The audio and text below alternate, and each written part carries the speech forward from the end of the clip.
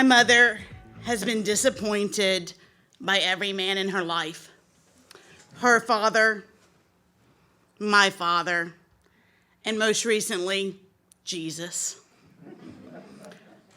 If my mother was here, the very first thing you would learn about her is that she is a Starlight girl. In the state of Alabama, that is about as close as you can get to being royalty. Part debutante, part city ambassador. Basically what it means is you walk around town with an invisible sash and crown, and you are known as the gold standard for women and for families. It also means you rarely have to pay for your own dinner, and you also get any lip color you ever want at the local Rogers department store for free. My mother is a rarity.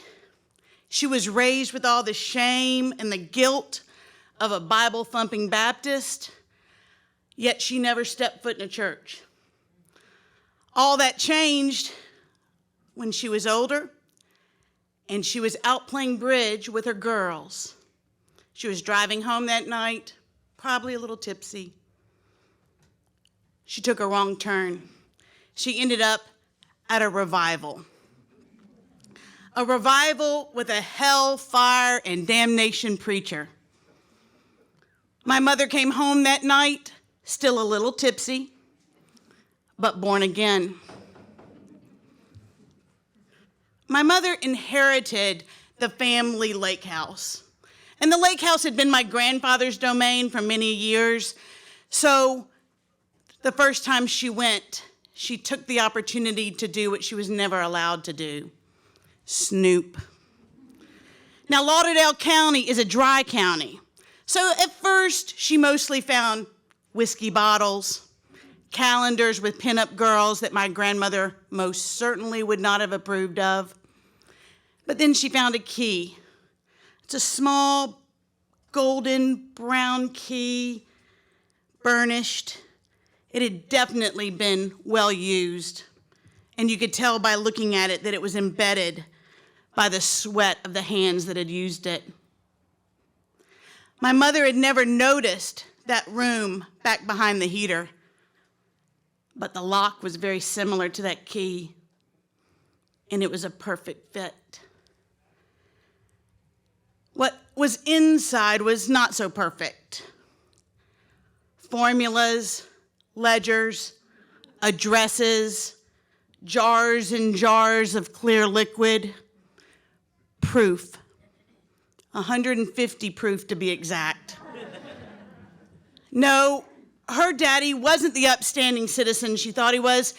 He was obviously an underground moonshiner, and apparently he had been very good at it. The sparkle on my mom sort of changed after that.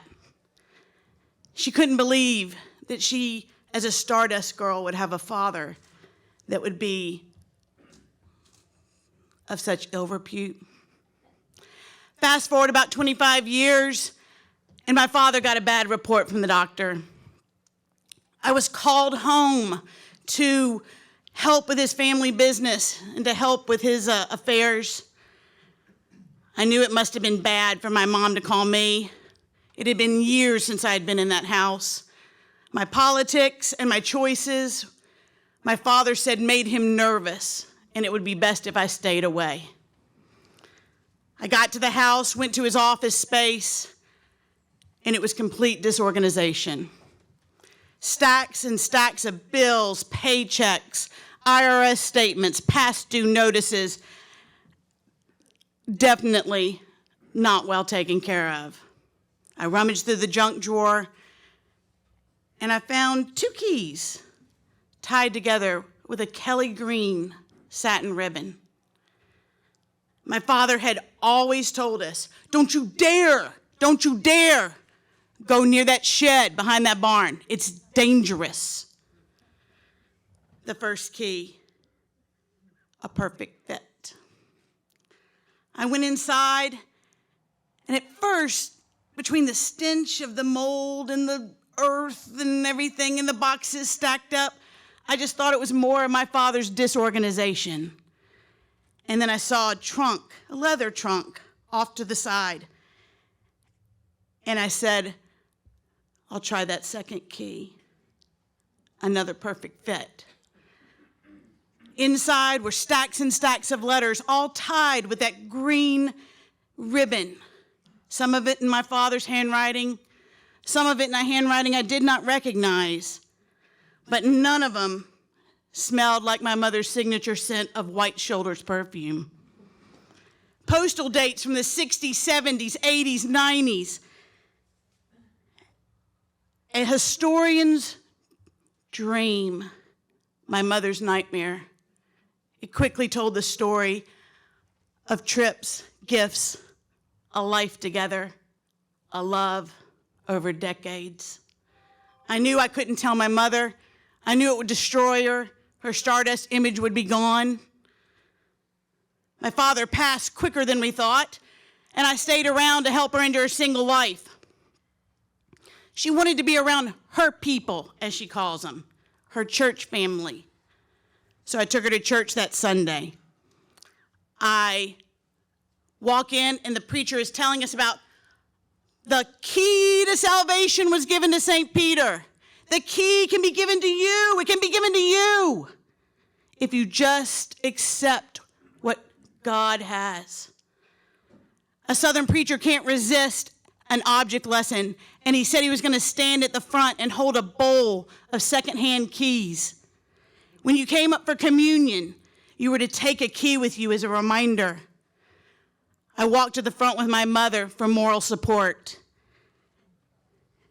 She took the communion, took the blessing. She reached her hand out over those keys, and then she pulled it back, and she looked in the preacher's eyes. And she said, "Preacher, I don't think I can believe in anyone that keeps something hidden away. You can keep that key." And for the first time in my life, my mother seemed to stand a little bit taller, a little prouder, almost like that invisible, ever-present burden of that sash and crown got left at the altar. Thanks.